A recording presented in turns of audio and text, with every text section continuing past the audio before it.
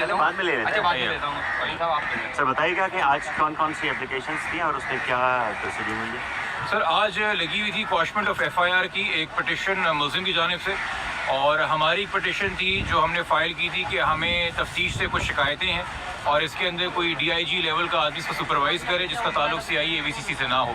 اچھا جب یہ شروع میں پٹیشن لگی تو ہم نے سب سے پہلے عدالت نے سوال پوچھا کیا اس میں چلان فائل ہو گیا ہے. تھوڑی افسوس کی بات ہے، ہو سکتا ہے پراپر اپڈیٹ نہ ہو، مگر جب عدالتی کاروائی ہے تو ایسا ہو نہیں سکتا کہ اپڈیٹ نہ ہو.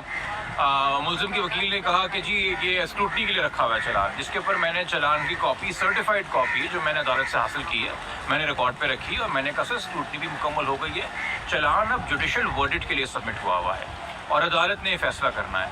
اس کے اوپر عدالت نے فوراً کارروائی جو ہے وہ سمرائز کی، اور انہوں نے کہا کہ اب یہ پٹیشنز مینٹینیبل نہیں ہیں، اب آپ لوگوں کا ریمیڈی اور ریلیف جو ہے وہ ٹرائل کورٹ کے آگے لائے کرتا ہے. میں تو یقینی طور پہ چلان کی کاپی لے کے اس لیے گیا تھا چونکہ میری جتنی بھی انویسٹیگیشن سے شکایتیں تھیں بات فیئر کرنی چاہیے. میں تو کنسیڈ کرنے گیا تھا کہ سر اب چونکہ چلان سبمٹ ہو گیا تو میری ریمیڈی لائے کرتی ہے before the concern trial court.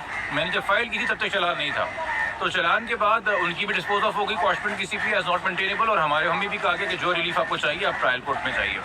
اس کے بعد ایک اور سی پی انہوں نے فائل کی ہوئی تھی بٹ اپلیکیشن لگائی ہوئی تھی کنٹمپٹ کی. اب کنٹمپٹ آپ کو پتا ہے وہ عدالت اور کنٹمپنر کے بیچ کا معاملہ ہوتا ہے، اور جو اپلیکینٹ ہوتا ہے وہ تو ہوتا ہے بٹ تیسرے کسی بندے کو فریق نہیں بنایا جاتا.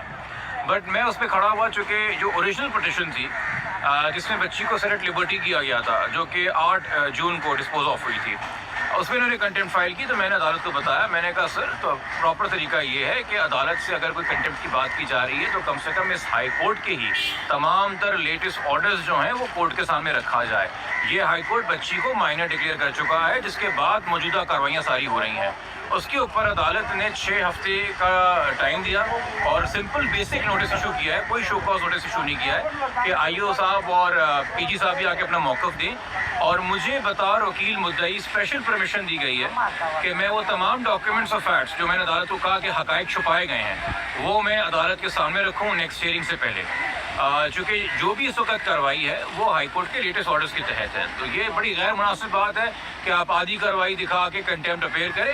اگر آپ یہ آرگومنٹ لے رہے ہیں کہ ہائی کورٹ کی انٹیگریٹی کا سوال ہے تو ہائی کورٹ کی انٹیگریٹی ڈیمانڈ کرتی ہے کہ ہائی کورٹ کے سارے آرڈرز ہائی کورٹ کے سامنے رکھے جائیں. کیا کوئی ایسی رائے ہے کہ جو لاسٹ میں ہائی کورٹ کے اندر جو کیسز چلے تھے اس میں ایڈوکیٹ جنرل کا جو موقف تھا اس کی بھی کوئی چیزیں سامنے رکھی گئیں اس کیس کے اندر؟ آج ایسی کوئی آرگومنٹس نہیں ہوئی ہیں، اس حد تک بات ہی نہیں گئی ہے. صرف انہوں نے کہا ہے کہ جی میں نے کنٹمپٹ فائل کی ہے، اس سے میں نے کہا کہ سر لیٹسٹ آرڈرز نہیں آئے. اور پلیز نوٹ وہی ایڈوکیٹ جنرل اور وہی پی جی آفس موجود تھے جس دن لاسٹ ہیئرنگ ہوئی تھی 21 جولائی کو، جس میں بچی کو کراچی بلانے کو کہا گیا تھا. اس میں لکھا ہوا ہے کہ اسٹیٹ کاؤنسل سے پوچھا گیا اور انہوں نے کوئی اس کے اندر اپوزیشن نہیں دی.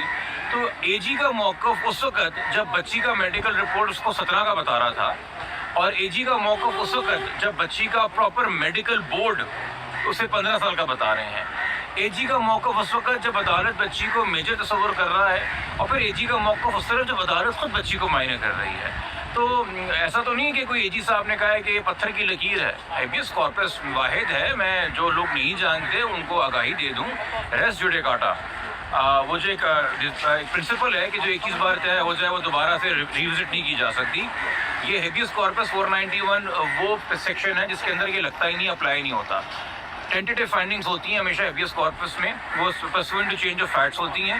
ڈفرینٹ سیٹ آف فیکٹس، ایک نئی میڈیکل بورڈ کی رپورٹ کے تمام چیزیں ہائی کورٹ کے سامنے تھیں جس کے تحت وہ آرڈر ہوا، بچی کو کراچی لایا گیا. یقینی طور پہ آپ اگر کہہ رہے ہیں کہ آئی او اور پی جی کنٹمپٹ کر رہے ہیں تو جو بیل خارج ہوئی وہ بھی کنٹمپٹ تھا کیا ہائی کورٹ کے آرڈر کے بعد؟ یا جو اس کے اندر بچی کو ریکور کرایا گیا، آئی او کو نوٹسز ہوئے اور پھر بچی کو کورٹ میں پروڈیوس کیا گیا اور پھر چائلڈ پروٹیکشن سینٹر بھیجا میجسٹریٹ صاحب نے، کیا پھر وہ بھی کنٹمپٹ ہے؟ یا عبد الچلان جمع ہوا ہے اور چلان کو پڑھ کے جی ایم صاحب نے کہا ہے کہ اسپیشل کورٹ کا ٹرائل بنتا ہے تو انہوں نے اس کو اسپیشل کورٹ فارورڈ کر دیا وایا ڈی جے، کیا پھر وہ بھی کنٹمپٹ ہے؟ یقینی طور پہ جہاں جہاں عدالتیں لیٹسٹ آرڈر سے واقف ہیں عدالتوں کے اور وہ پراپرلی اپنے کارروائی کری. اور ایون پلیز نوٹ یہ جو اوریجنل آرڈر ہے اس کی بھی بار بار مس ریپرزنٹیشن کی جا رہی ہے. اس کی بار بار مس ریپرزنٹیشن یوں کی جا رہی ہے کہ جو آنریبل جسٹس جنید غفار صاحب کا اور آنریبل جسٹس امجد علی سہیتو کا آرڈر تھا وہ بہت واضح تھا. انہوں نے اس وقت ایج کی بنیاد پہ بچی کو سیٹڈ لبرٹی ضرور کیا تھا. जो फिर बाद में एज का चेंज रही, बट उन्होंने वाज़ेह किया था कि हम वैलिडिटी ऑफ मैरिज में तबसरा नहीं कर रहे और हम ये जो question of fact of dispute है एज पे, इस पे तबसरा नहीं कर रहे। रेमेडी पिटिशनर के पास एफआईआर के जरिए ट्रायल कोर्ट के सामने है, वो वहाँ पे उसे परसू करे। किसी भी एफआईआर को क्वॉश करने के लिए, किसी भी इन्वेस्टिगेशन को रोकने के लिए, किसी भी ट्रायल को रोकने के लिए ऑर्डर्स कभी दिए नहीं गए थे। एक होती है miss reading, miss interpretation of order, वो अपनी जगह है, वो वकीलों का राइट है कि उनकी अपनी एक इंटरप्रिटेशन है। हमें अफसोस इस बात का है कि हाइडिंग ऑफ ऑर्डर्स नहीं होनी चाहिए, कम से कम तमाम रिकॉर्ड अदालत के सामने रखें। एक मतलब फिर आप चालान के पॉइंट्स बता दें जिसकी वजह से आप हाई कोर्ट आए। देखिए, मैं जब आया था हाई कोर्ट उस वक्त मेरी शिकायतें थी कि चालान के अंदर कॉन्ट्रडिक्टरी मौक़िफ़ है। कॉन्ट्रडिक्टरी मौक़िफ़ यूँ है कि पुलिस का इसरार है डे 1 से, जिस दिन से एफआईआर कटी है, और पुलिस ने ही थ्रू आउट इसके अंदर सेक्शन मेंटेन किया है ट्रैफिकिंग का। अब ट्रैफिकिंग क्या होती है? ट्रैफिकिंग होती है जबरी मुशक्क़त या बदफेली की नीयत से किसी को ट्रांसपोर्ट करना और हार्बर करना। तो फिर आप ये कैसे कह सकते हैं कि किडनैपिंग बेमकसद थी? किडनैपिंग सिर्फ सादी भी किडनैपिंग थी। अगर ट्रैफिकिंग आपकी बदफेली की नीयत से है, अगर ट्रैफिकिंग आपकी जबरी मुशक्क़त की नीयत से है, तो फिर किडनैपिंग भी उसी ज़ुमरे में आके जुड़ेगी कि नहीं जुड़ेगी? दूसरी बात मेरा इसमें मुद्दा है कि देखिए, आईओ साहब ने खुद दरख्वास्त दी एमएलओ कराने की, हमने तो नहीं दी थी। आईओ साहब ने खुद 375 लगाया प्रोग्रेसिव कोर्ट में, हमने तो नहीं लगाया था। आईओ साहब ने फिर ये इंटरप्रिटेशन की कि चूंकि मुझे एमएलओ कराने की इजाज़त नहीं मिली तो मैं 375 निकाल दूं, जबकि दोनों ऑर्डर, वो जीएम साहब का हो या वो सेशंस का हो, उसमें लिखा हुआ है कि हम 375 के मेरिट को डिस्कस नहीं कर रहे। ये 375 लगना या ना लगना, और उसके बाद भी अदालत कहती रही अब जानबूझ के आप एक जज साहब के कंधे पे बोझ डालें, ट्रायल कोर्ट के कंधे पे बोझ डालें कि जी इनकी वजह से 375 निकला है, जबकि वो कोर्ट खुद कह रहा है कि हम 375 के मेरिट से बात नहीं कर रहे, हम सिर्फ एमएलओ कराने में तबसरा कर रहे हैं। तो ये सेल्फ कॉन्ट्रडिक्शंस हैं। ये कॉन्ट्रडिक्शन जब होती है ना, देखें, एक तो है कि कोई चीज़ रिकॉर्ड पे लाई नहीं गई, या एक चीज़ के जो फैक्ट्स है उस हवाले से आपने प्रॉपर ओपिनियन फॉर्म किया। जब आप फैक्ट सामने रखने के बावजूद गलत ओपिनियन फॉर्म करते हैं तो मैलिफाइड होता है।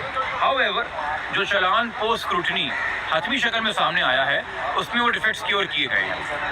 आपका जो सिंध का क्रिमिनल प्रोसिक्यूशन सर्विस एक्ट 2009 है, उसका सेक्शन 9 एम्पावर करता है प्रोसिक्यूशन डिपार्टमेंट को कि जब चालान आपके सामने आए उसको स्टडी करें, उसको स्क्रूटनाइज करें और जो डिफेक्ट्स हैं वो हाईलाइट करें। और सेक्शन 10 पाबंद करता है पुलिस को कि जो डिफेक्ट्स प्रोसिक्यूशन हाईलाइट करेगी उन डिफेक्ट्स के तहत वो डिफेक्ट्स दूर किए जाएँ, वरना वो डिसिप्लिनरी प्रोसीडिंग्स फेस कर सकते हैं। अच्छा, ये एक्ट 2009 पे आने से पहले यही एक्ट की प्रोविजंस एक ऑर्डिनेंस की फॉर्म में एग्जिस्ट करती थी सिंध में। पहले 2006 का सिंध हाई कोर्ट का ऑर्डर है कि प्रोसिक्यूशन को जो राइट्स दिए गए हैं और प्रोसिक्यूशन जो डिफेक्ट्स निकालता है और उसके साथ जो कंप्लाइंस होती है वो बिल्कुल प्रॉपर है, because the prosecution department is the expert department और ये रियासत बनाम मुल्जिम है। केस प्रोसिक्यूशन ने चलाना है, आईयू ने नहीं चलाना। आईयू का काम खत्म हो जाता है जिस दिन उसने चलान जाके प्रोसिक्यूशन को दे दिया। बाकी तो ट्रायल की पूरी जिम्मेदारी प्रोसिक्यूशन की है, उन्होंने अपनी जिम्मेदारी पूरी करनी है, स्क्रूटनी उन्होंने करनी है, वरना उनसे भी सवाल हो सकता है कि चलिए प्रोसिक्यूशन आईयू की तो मैलिफाइडी थी, आपने अपने एंड पे क्या किया।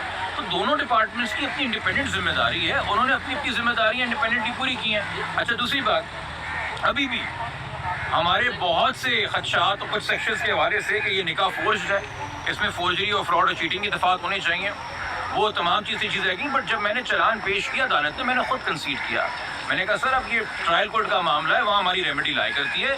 इवन टू द एक्सटेंट कि मैंने कहा कि सर मेरी एक प्रेयर है कि दौरान इन्वेस्टिगेशन ट्रायल जो है वो मुल्जिम को ना मिलने दिया जाए विक्टिम से। उसमें भी जज साहब ने कहा कि आप ट्रायल कोर्ट के सामने रेमेडी अवेल करें। मैंने कहा sir I am guided by your wisdom, बिल्कुल सही बात है। तो ये है कि वो दो पिटिशन स्क्वॉशमेंट की खारिज हो गई हैं। हमने तो खुद चालान पेश करके कंसीड किया कि सर हमारी रेमेडी भी, चूँकि हमें अनफेयर ग्राउंड्स के ऊपर नहीं रजिस्ट करना चाहिए। आपको पता है कि जब ये ऑनरेबल जस्टिस इकबाल करोड़ो साहब के सामने सेकंड सीपी गई थी जिसमें बच्ची को कराची लाने के ऑर्डर किए थे, मैंने कंसीड किया था, मैंने कहा सर बच्ची इस वक्त दारुल अमान में as per orders of the Lahore magistrate, तो मैं इसको इलीगल कन्फाइनमेंट नहीं कहूँगा। हमें फेयर बातें करनी चाहिए, हम ऑफिसर्स ऑफ द कोर्ट हैं, जजेस डेफिनेटली सारे हक़ाइक़ की रोशनी में फैसला करेंगे। और कंटेम्प्ट की हद तक जो है वो 6 हफ्ते में सिंपल नोटिस उनको किया गया है। और ये कोर्ट ने रियलाइज़ करते हुए कि there are certain orders, there are certain facts जो इस कंटेम्प्ट पिटीशन के साथ नहीं लगाए गए, कोर्ट ने हमें अलाउ किया, जिस पे अक्यूज ने बोला कि सर हमने तो इनको पार्टी नहीं बनाया है। इस पे जज ने बोला कि मुझे पता है आपने पार्टी नहीं बनाया, but we want him to assist अस। کہ وہ آگے اپنی اسسٹنس دیں, وہ دینا چاہ رہے ہیں ان کو دینے دیجیے. یہ آج کی کارروائی ہے. اب اس میں ریمانڈ جو ہے, اگلا جو دوبارہ کسٹڈی ریمانڈ کی میرے خیال میں 20 تاریخ کو آئے گی جی ایم صاحب کے پاس, اور بیل کی جو ہیئرنگ ہے وہ اب منڈے کو ہے 22 تاریخ کو. میرے خیال میں 11 ساڑھے 11 بجے وہ ٹائم فکس ہے میٹر. فی الحال اس میں یہ اپڈیٹ ہے. Thank you.